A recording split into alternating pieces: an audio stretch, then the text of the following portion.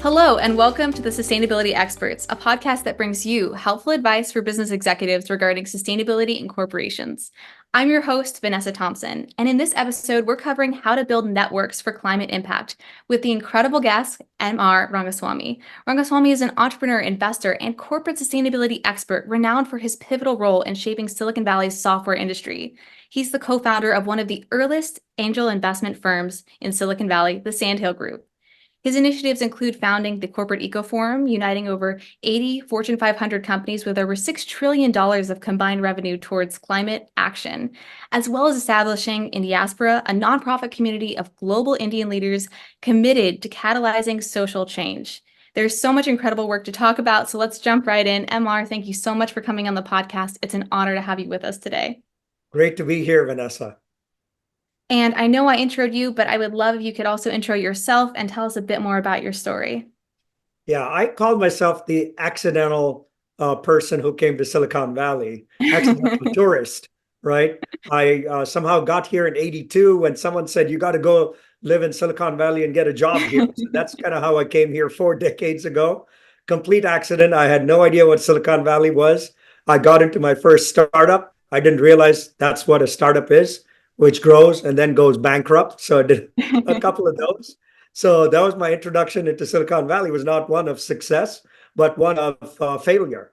But Yeah, that's what I think the Valley is all about, is absolutely. to kind of try again and try different approaches. Mm-hmm. And that's what took me through my journey in the tech field for about, maybe 20 years or so, when finally, I guess I struck it when I helped a company go public, and that's when I became, I guess, quote unquote, successful. Mm-hmm. But then it didn't last long because I didn't want to kind of keep going on that corporate treadmill, if you will, in a sense. Yeah. I got off of that and wanted to try something new. Mm-hmm. And that's when I became an angel investor, when the term wasn't coined in the Yeah. mid 90s, which then formed a new category of investment now called angel investing, right? But Mm-hmm. in those days, everyone thought I was a venture capitalist. But I Right. used to tell people, I don't have my own fund. It's my own money that I'm investing. And so that was my foray into angel investing. But Vanessa, what I really found at that time was my passion was to build communities or networks. Mm-hmm.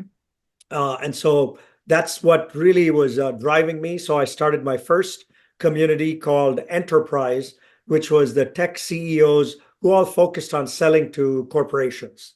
So Mm-hmm. it's B2B software Mm-hmm. is what I got started in. And again, I got started again, became an accidental philanthropist at that time from being an accidental, tourist. And this is where I said, let's start a conference or retreat where we bring in 100 CEOs in the tech sector with a view to talking insider issues, but to really give back to the community. So the Mm-hmm. entire surplus of this event would go to nonprofits.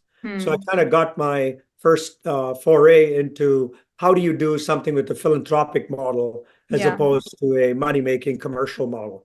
So that's what got started me on this path of building networks and communities. And so since then, since 1997, whatever, a long time ago, I've been just building networks and communities.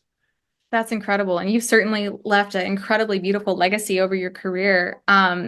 I'd love to learn about kind of how your passion for sustainability started. You've built all these incredible networks around sustainability, and we'll talk about CEF and, of course, the notable HBR article in a little bit. But I just wanted to talk about kind of initially, how did you first become passionate around sustainability, and how did that become important to you? Was that always there, or how did that develop? Yeah, I wish I could revise history and say I was brilliant and saw climate change was coming. But really, what happened was I'd sold one of my businesses that was in the conference space. And Hmm. we used to produce conferences in the software and technology space and market. And when I'd sold that, I could have once again said, okay, what do I do? Sit on the beach or do something else. But at that time, I had two young daughters, much like yourself, and they were 8 and 10. And I was talking to my friends, and they said, "Hey, you got to be a good role model for these kids. What are you going to do?" And then someone suggested, "Why don't you get into green and clean tech and that space because that's up and coming?" This was like in 2007. There was an initial investment in that space, and they said, "Why don't you go do something there, and you'll be a great role model for your kids." Yeah. Was the impetus that I got to look into this space. And what I ended up doing was to really talk to about 70 executives in the Fortune 500 at that time who were working on things around environment and health and safety and sustainability to see what they were doing, to understand their problems, their challenges, Hmm. and outcomes. And that will form the basis of Corporate Eco Forum.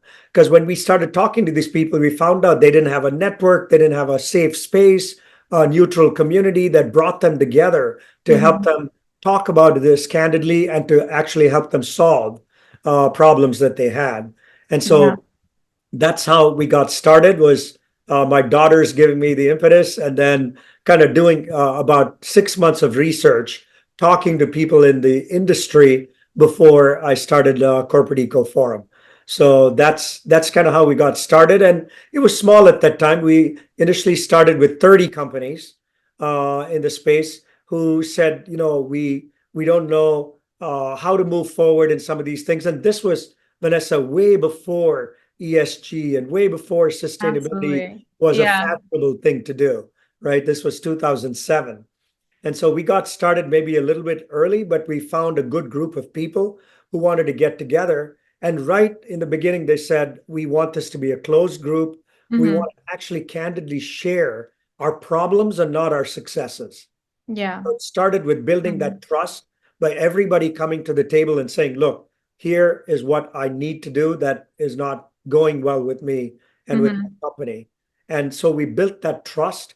We built a safe space where they could come in and talk about these things, but also learn from each other. So there was a lot of best practice sharing.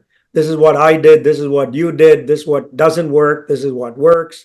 Yeah. But soon, as we started getting into this, we found that just by working efficiently and by doing things, you couldn't achieve the goals you set out to be, right? Yeah. And that's when, like you mentioned earlier, one of my mentors in starting this was Dr. C.K. Prahalad, who was the number one management and strategy guru at that time. Yeah. Uh, and so we went and looked at our EcoForum members to see what they were doing with sustainability. How were they Hmm. propagating new business models? How were they adding sustainable innovations and so forth, which led us to write that Harvard Business cover story, that Business Review cover story that said and argued that innovation and sustainability go hand in hand. Hmm. That you couldn't just become more sustainable by No. becoming more cost efficient and becoming, doing things around cost, but we had to innovate to really build that extra oomph in the system, if you will, to Yeah. justify these projects and to make it more economically viable. Yeah, absolutely. That's so inspiring. And I love, you talking about your daughters as a part of that too, because I think for a lot of sustainability experts, a huge part of it has been thinking about their legacy and thinking about the next generation. So I think that that's really beautiful. And just to talk about kind of the corporate eco forum as well too, for our audience who's listening, the corporate eco forum is founded with over 80 Fortune 500 companies, and it brings together over $6 trillion in combined revenue towards climate action, which is truly incredible. And this group is mainly chief sustainability officers coming together off the record, invite only, and having a frank conversation about how to address their corporate sustainability goals. And many have had these 2050 net neutrality commitments, and not all of them have had a direct path forward. And so this is a great, wonderful, trusting community where they can talk frankly about what things they know, what they don't know, and how to collaborate to get there. So I think that that's something that's just so beautiful. And I wanted to ask you, why is it important for sustainability leaders to collaborate? Yeah, this was a question I asked myself when we started it. Was there were many ways I could become a climate activist. One is I could protest as a consumer. I could fund Greenpeace. I could Yeah. do a lot of things to activate that part of the system. The second thing I could potentially do was to be in politics or public policy where we could advocate for regulations and changes to rules. Or the third thing was to work with the large companies, with the Fortune 500 and global companies, Hmm. to really work with them to move the needle. And I Yeah. felt that, even if we could work with these large companies and they move the needle 1%, that would be a huge demand signal, not just for their own group, but for the market at large. And that's why I chose that path, is when we bring these people together. For example, when we started in the beginning, Rio plus 20 was going to happen in a year. And a lot of our members started discussing at that time, what do we do about natural capital? What do we do about nature and ecosystems? And Yeah. so what we were able to do at that time was 24 of our members said, we are doing very interesting work in this space. Why don't we go together as a collective to Hmm. Rio and kind of talk about this stuff?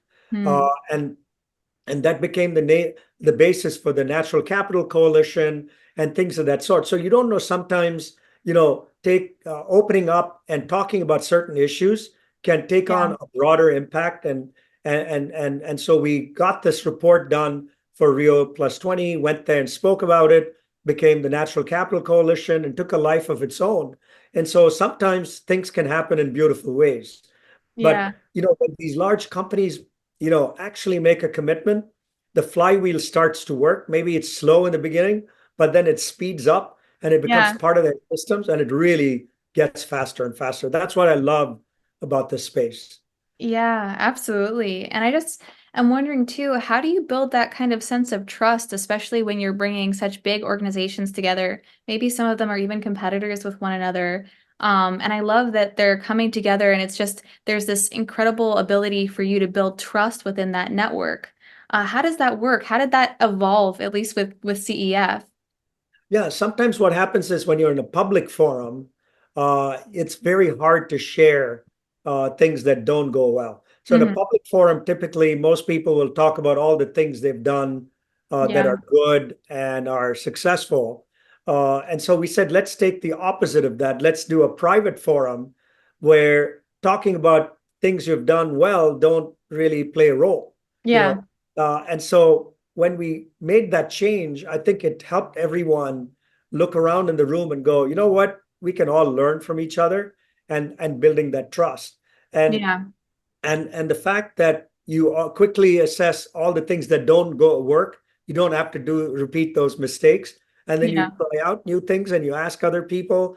And so we are very careful that all the work that we kind of do is Hmm. pre-competitive, because we Yeah. have, like you said, a lot of companies that compete. So we kind of remove that and do Mhm. pre-competitive work. And so Yeah. that is very helpful to our members. And the fact that they learn from each other, they can go back to their own companies and say, hey, look, XYZ company is doing this stuff and it's working. Let's also try it out. Yeah. And gives them a lot of credibility in doing new projects as well. So I think that success breeds success. And when Yeah. someone fails, they tell everybody openly, and then other companies don't have to go through that problem set. Wow, that's an incredible way to put it. Thank you. And I also kind of wanted to ask, I know a lot of them have these sustainability commitments, and you've witnessed a lot of these organizations go through these transformations as a part of being through CEF, maybe from going from, we've made this commitment, where do we start, to actually becoming a leader in the industry. Um, and so what are some inspiring stories? I know you can't name names, but are there any kind of inspiring stories, at least in the theoretical, that you've seen come out of CEF? Yeah, I think one of the things that has happened in this race for net zero and carbon free companies, it's formed a competitiveness in different organizations, both positively and negatively, of course. Yeah. To say, you've got to make an announcement because your competitor has done that, or Right. company X has done that. How come you're not doing that? So I Hmm. think a lot of companies have come forth with commitments, right? And now the challenge for companies is going from commitments to impact, Yeah. right? They've made, let's say, a net zero commitment of 2030. Now the time is to say, how do we accomplish that? And that's the Yeah. mode a lot of our members are in, that they've made these carbon neutral commitments Yeah. and pledges. And so the race is on to see how they can achieve those targets. And so this year is the year of just focusing in on how to and how to accomplish as opposed to setting the goals, right? Yeah. So we are deep in the throes of sharing, examining these areas, and a lot of spaces that can be collaboration as well. For Hmm. example, in making renewable energy commitments, a Hmm. lot of our members talk to each other to see if they can feed off of other people's commitments and resources to amplify that. And one of the things that these companies can do is also send big demand signals, right?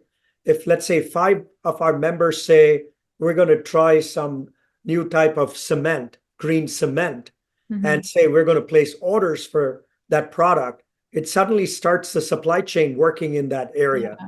right? So a lot Hmm. of those things are going on that maybe in the short term don't provide as much impact, but in Yeah. say 2 to 5 years, there's a huge amount of impact.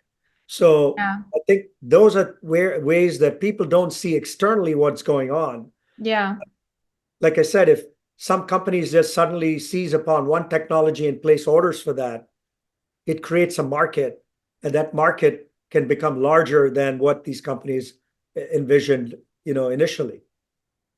Yeah, that's incredible. I mean, really reducing costs for sustainable alternatives. That's really incredible. And I know, some of our people who are listening may not be able to attend these incredible events since it's a really incredible tight-knit community. But there's so many inspiring stories of leadership that have come out of this community. Is there any kind of lessons learned that, people listening to this podcast can hear about that can learn from CEF, even if they're not able to attend some of these summits? What are some kind of teachings or case studies that they can kind of think about as takeaways from these events? Yeah, one of the things we do, like I said, Dr. C.K. Prahlad was one of our senior mentors. Hmm. And when he passed away, unfortunately, we called his family and said, look, we need to recognize the work CK did in the space, and we're going to set up an award that's going to be one of the most prestigious awards in the space. And so we have a jury, we people get nominated for the award. And so we also want to inspire the world at large with corporate leaders who've taken action and done things that can really, impress people and make a positive impact. For example, Paul Pullman was one of our recipients of the CK Prahlad Award. He was the CEO of Unilever, where he led the whole movement within the company to become much more sustainable and have their customers lead a sustainable life. And so when we called him to say he was the winner of the award, he says, look, I didn't do this myself. And so I'm not going to accept the award. I'm actually going to show up with my entire executive team and That's accept the award. And so that's the kind of leadership some of the winners show us is it's not one person who makes the impact. It's yeah. collective, it's a team, especially in a large company like Unilever, you Hmm. know, and they were one of the first companies, for example, to set compensation targets for their top 100 executives around sustainability as well. It wasn't just sales goals and profitability goals, but meeting the sustainable goals was one of the targets for their bonuses. So far thinking, Hmm. objectives like that can go to other companies as they study leaders like Paul Pullman. And Yeah. more recently, we recognized Lisa Jackson, who's the chief sustainability officer at Apple, the Mm. world's most valuable company, and to see how they can impact their supply chain Yeah. and their product set with the capability and innovation that they're doing in sustainability. So again, we Mm. also do a lot, and there's a whole list on our website of people who have been honored and the work they've done. That can be a very positive influence on people studying what they can Yeah. do in the space. We also have a very good newsletter on our Corporate Eco Forum website, CF website, that outlines all the work corporates, Mhm. NGOs, and government is doing weekly in the Yeah. sustainability space. So there's a lot of tools and information you can get from us that are Hmm. public and not necessarily something you have to pay for. Absolutely. That's wonderful that they can also learn from some of the experts in the field through that award. I think that's really incredible. And to kind of follow on that, I, couldn't get through the interview without asking you about Indiaspora, which is for our audience, it's one of the largest networks of Indian leaders outside of India.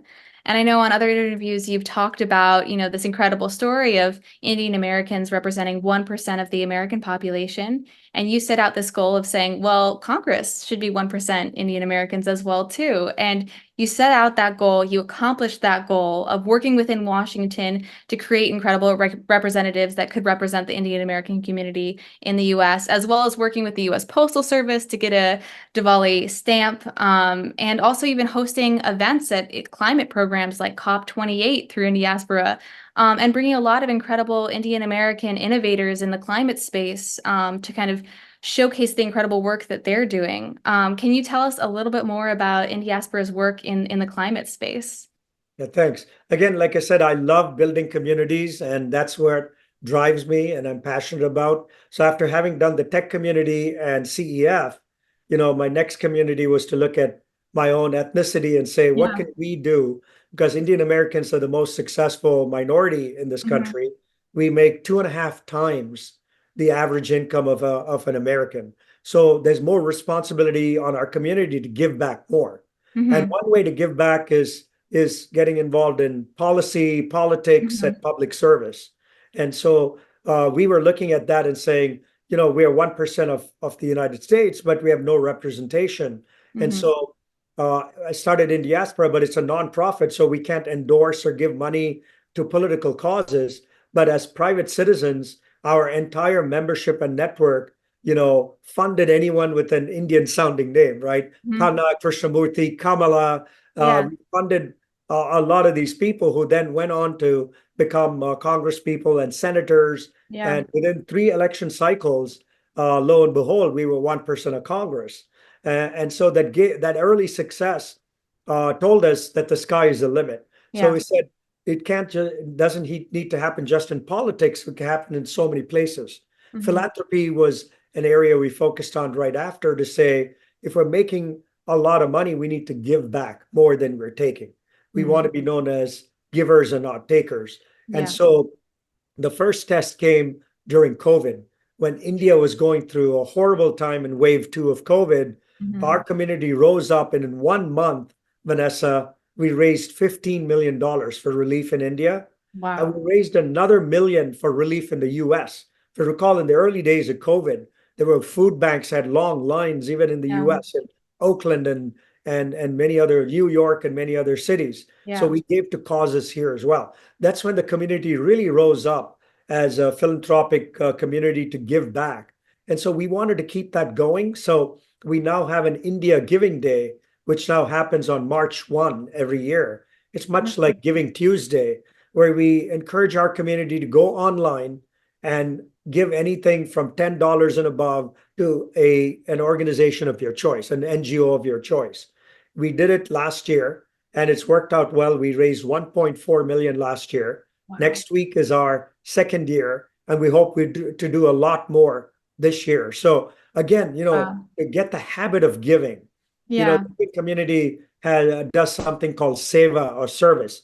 It's built into our ethos that we have to serve humanity, and we want to bring that out to the forefront by actually giving every year to an organization of your choice. Build that habit into the next generation of our community, which again has grown up in the US. They're not Indian, but they are American. How do Hmm. we bring the same kind of culture and feeling to that community? And like you said, not only in philanthropy but also in climate change. The next generation of our community, young people, the 20-year-olds and the 30-year-olds, are so much into climate change and solutions for climate. And Yeah. so that's why we have this whole track. And in fact, next in April around Earth Day, we're going to do the Indiaspora Climate Summit, where we'll be bringing a lot of people together again to take action on the climate issue. So again, climate is a key part that flows from CEF into Indiaspora as well. There are a lot of common Yeah. themes because these communities all resonate with some of the same ideas. So, Yeah. and the next generation realizes that the climate issue is their problem, your problem. Yeah. We were the previous generation that helped cause a lot of this stuff. We can help solve it, but Yeah. it's not going to be done in our lifetime, and that it needs to be carried on by the next gen. So we are very happy to kind of focus in again on the climate issue as well. Yeah, absolutely. I love that. And what do you feel is like the unique approach of Indiaspora towards the climate movement? I mean, you mentioned this kind of philosophy of giving, which I love. Do you feel that there's kind of a unique mindset on how Indiaspora is also approaching the climate transition as well, too? Yeah, a lot of the heritage of our community in India, for example, recycling and reuse was part of our culture. Yeah. I remember growing up as a kid in India, there'd be a street vendor going by every day saying he was buying old newspapers, and they would use that for packaging. Next day, there would be a guy just buying glass bottles. Hmm. Next, someone buying tin cans. And so Yeah. we would hoard all these in our homes and actually resell them to the street vendors who went by, and they would then reuse these products, Mm. right?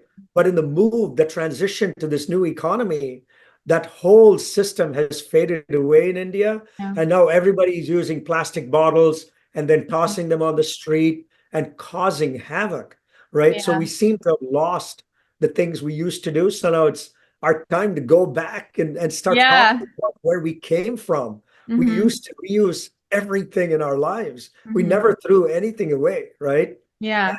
And so talking about our heritage and bringing that back to our thinking in the US to say, hey, let's keep paper. Let's try to Yeah. use it. Let's keep our bottles. Let's reuse products. I mean, I think we've kind of lost that in our transition to the new economy.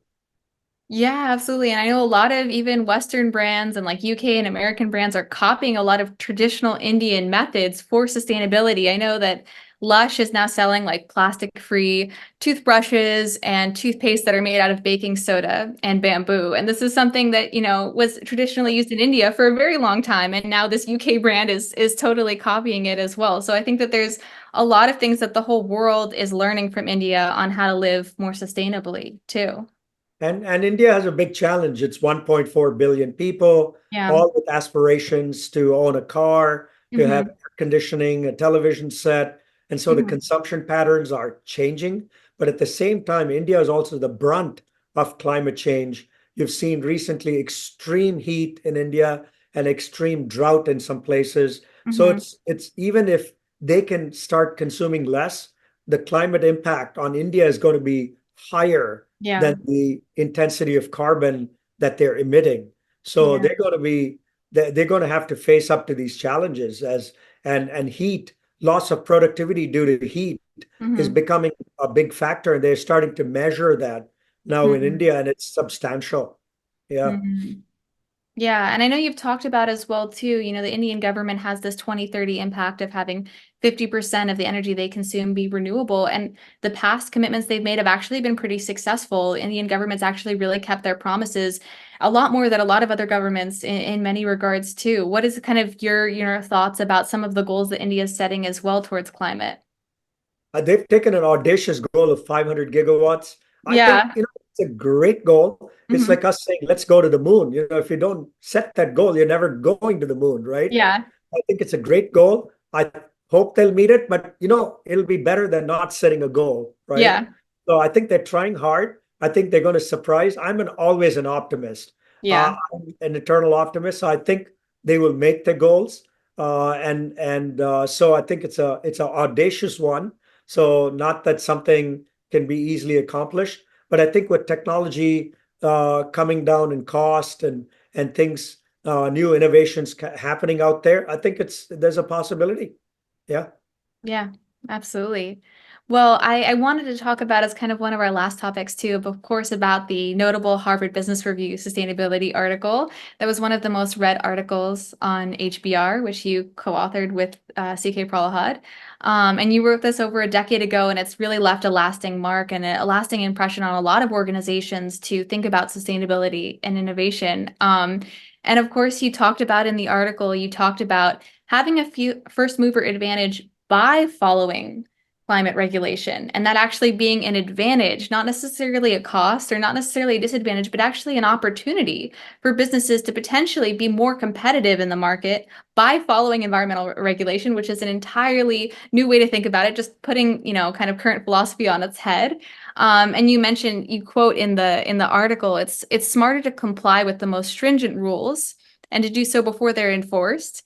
And this yields the first mover advantage in terms of fostering innovation. And I love that. So I know you wrote this kind of over a decade ago, and you used some really great examples then. And I was wondering, do you have any kind of more current examples that you've seen where organizations are kind of following what you laid out in that article over a decade ago, and you've seen actual organizations follow that philosophy and actually utilize it and implement it kind of based on your research with CK Prahalad? Yeah, again, CK was a brilliant man who kind of saw through all these opportunities in a very different lens than a regular person would. And so I think two things we tried to do in that article. One was to say, choose the most stringent regulations and try to comply. The other Hmm. thing was also follow the money. For example, if you had to recycle products, can you make money out of that process? Yeah. So start also tracking the money. For example, with waste, like at Waste Management, one of the case studies we had was they said there's so much money in this waste that we're hauling away every day. Can we kind of follow the Get money revenue from it. and find it, right? Or Yeah. same thing with refurbishing electronic products. Can we take back products from our customers, use all the components to make new products? So I Hmm. think a lot of great ideas have emanated from it, and companies have adopted it and followed it. Hmm. But also some new ideas are coming forth where people are trying to do closed loop systems now. Like you said, some of the consumer goods products are trying to give you their products where the containers can be reused over and over again, and it's a closed loop. So there are a lot of lots and lots and lots of examples of smaller projects, and we are seeing thousand flowers bloom. Uh, Yeah. that's it takes time sometimes. It's Yeah. not something overnight, but we are very happy with a lot of different projects that are going on, and I'm sure in 5 or 10 years they'll be mainstream. Yeah. Uh, and so we are in that phase of innovation, and the next phase is to scale. Hmm. And so that's kind of where we're at right now. But very, very happy uh, to see the progress, especially when we wrote that article. It was mainly read in boardrooms and C-suites because Hmm. that's where we wanted it targeted. So it Yeah. could come down from there as opposed Yeah. to people below them trying to justify projects. We wanted boards to kind of be more open to that Yeah. approach. Yeah. Do you feel that that message and legacy has changed now in the past, 4 years, that now boards are talking about sustainability and social issues kind of more than ever before? Yeah, definitely. There's been a lot of push in this space, but now there's also pushback in this space, Yes. right? So as you've seen with the ESG movement, it was Hmm. all going one way, and now it's going back the Yeah. other way. But I think in terms of the companies themselves, they're committed to it. I don't Yeah. think companies just did ESG because it was a nice thing to do. Yeah. So, but then it got used for many different purposes depending on the constituency out there, Hmm. right? But I think Hmm. companies are still using ESG principles to drive change within their organizations. And Yeah. now the SEC has brought in new regulations. Yeah. Europe is bringing in new regulations. So it's not going away. Yeah. It's not, ESG is not going to go away. It's going to be set much more formally and structured in many different ways. So, and companies were never trying to use that in any negative way. They were trying to Right. comply and do things and bring that to the forefront. So Yeah. I think you'll see that companies are committed to doing this. More importantly, many companies have made these pledges and commitments, and the Hmm. public is tracking them. Investors and shareholders and stakeholders are tracking them. Hmm. And so, there's a lot of things under the, they've been put under the microscope, if you will. And Yeah. so it's all positive. Yeah. Absolutely. It may change names, but it's definitely not going away. Right. Well, I wanted to kind of wrap up with some rapid fire sustainability questions for the last piece of this. So a lot of our listeners, they're working in tech in Silicon Valley, but they may not necessarily have a sustainability background. So it's always great to hear from an expert like yourself on some ways that they can decarbonize the tech sector. So I wanted to ask you, you've talked about green Bitcoin miners, uh, and Bitcoin obviously consumes a lot of energy, which can be very carbon intensive because of the fossil fuel usage in data centers. Are there any great sustainability examples that you're seeing with Bitcoin right now? No, I think unfortunately not. I think it's still, are they using green energy to mine? Mhm. Yeah. There's not much more that has come out of that. And I think in the Bitcoin space, it's all going to be dictated by the price of Bitcoin ultimately. Mm-hmm. So I'm not much progress there on making it more sustainable. But we're seeing a lot of other areas like green cement, is a space, green hydrogen. There Hmm. are lots of other places where green is making a bigger impact, if you will, and will Yeah. make a bigger impact. I think Bitcoin being kind of a faddish thing sometimes gets the notoriety, but there Yeah. are many, many other areas like hydrogen and cement Hmm. where we can make huge improvements in the Yeah. climate space. Wonderful. And then just something adjacent to that, which is blockchain can also be used to ensure an ethical supply chain of a product. Are there any great examples that you want to give a shout out to regarding blockchain for sustainable sourcing? I think, like I said, a lot of those are still small scale, still Hmm. experiments. Yeah. So I would say just say, a lot of innovation is happening, but it continues to happen. Nothing to single out at this point. Hmm. But I'm happy with the work that's happening. Although, when Bitcoin and blockchain kind of get coupled, I Yeah. think they need to totally be decoupled so Hmm. that you can just take the blockchain technology and use it on its own, Yeah. but that's happening but nothing on a major scale yet. Hmm. Yeah. And then something which is a little bit more broad, which is what do you feel is the role of AI and IoT in the climate transition? I think this is going to be huge. In fact, one of our big discussion points at CEF this year is the use of AI. And I think really this is the year we're going to start examining the opportunities. And I think it could be the potential is very large. Too early to tell, but we've just started to look at models Hmm. and LLMs and smaller models and stuff. How do we apply this to the climate area? But I have big hopes. And of course, AI is a bubble. I have to caution everyone. But out of the bubble come some great solutions, like it did with the dot-com bubble. So I'm very, positively inclined that there will be some great ideas coming out in the sustainability space with the use of AI. Yeah, absolutely. Well, thank you so much for your time. I have just really loved this conversation. And I wanted to ask you one last question, which is what is your last advice for business leaders who are listening to this podcast on how to build great, valuable communities for the climate transition? Yeah, I would say that follow your goals and passion and ideas, and if you have purpose, I think you will accomplish your goals.